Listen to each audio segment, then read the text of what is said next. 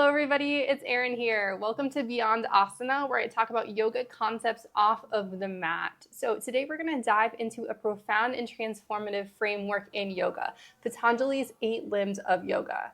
Whether you're just beginning your yoga journey, looking to deepen your practice, understanding these limbs can enhance your connection to yoga beyond the mat. So let's get started. First, let's talk about Patanjali. He was a great sage who compiled the Yoga Sutras, a foundational text for yoga philosophy.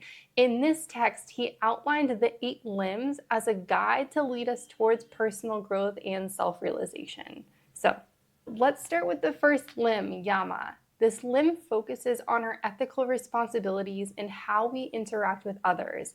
There are 5 key aspects to Yama. The first one is ahimsa, which is known as nonviolence. This isn't just about physical harm, but it really includes being kind to ourselves and to others. The second one is satya, known as truthfulness. It's about speaking your truth and living authentically, and this is key. Number 3 is non-stealing. This encourages us to respect others and their belongings, time, and space. Number 4 is brahmacharya. This is moderation or self-control, helping us channel our energy wisely. And lastly, apriyagarha, which is non-attachment. This teaches us to let go of greed and allows us to enjoy life without clinging. So that was Yama, the first limb of Patanjali's 8 limbs of yoga. Next, we're going to dive into Niyama, the second limb, which takes us inward, focusing on our personal discipline. Just like Yama, Niyama also has 5 parts. So the first one is satya, which is known as purity, keeping our body and mind clean. Yep. Number 2 is santosha, known as contentment. It's about finding joy in the present rather than constantly seeking more externally. Number 3 is tapas, known as self-discipline. This is about committing to practices that help us grow. Number 4 is pratyahara, which is known as self-study. It's about reflecting on our thoughts, patterns, and behaviors.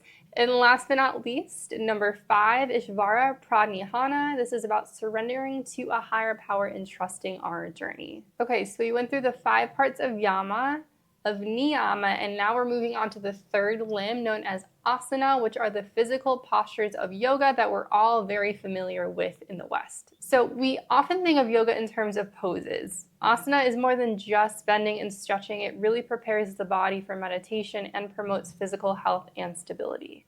The practice of asana teaches us to be present in our bodies and develop a mindful connection with ourselves. Moving on to pranayama, also known as breath control. Breath is our life force. So by learning different breathing techniques, we can energize or calm ourselves, enhancing our focus and emotional balance.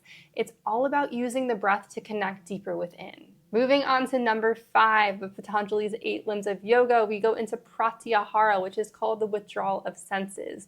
This limb involves withdrawing our senses from external distractions, and there are a lot of them in the world. So turning inwards to cultivate awareness. In our fast-paced world, this practice can really help us find moments of stillness and clarity. Okay, so moving on to number 6 of Patanjali's 8 limbs of yoga. This one is called Dharana, or concentration.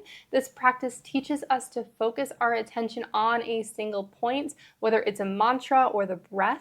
It builds the foundation for deeper meditation. So, number 7 of Patanjali's 8 limbs of yoga is Dhyana, or meditation. Here we enter a state of flow and awareness where the mind becomes still, and then we can connect deeply with ourselves.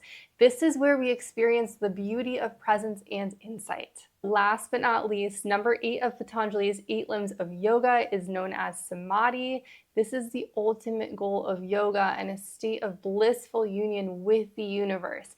In this state, we transcend ego and experience profound peace. This is where the yoga journey of self-discovery accumulates.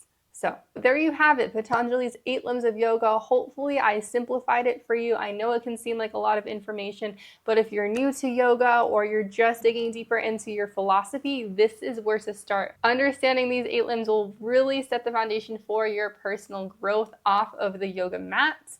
Let me know your thoughts. If you have questions, I would love to hear what resonates with you. Share in the comments below. And if you found this video helpful, please like, share, and subscribe for more insights on enhancing your yoga journey. Thank you for joining me today. Namaste.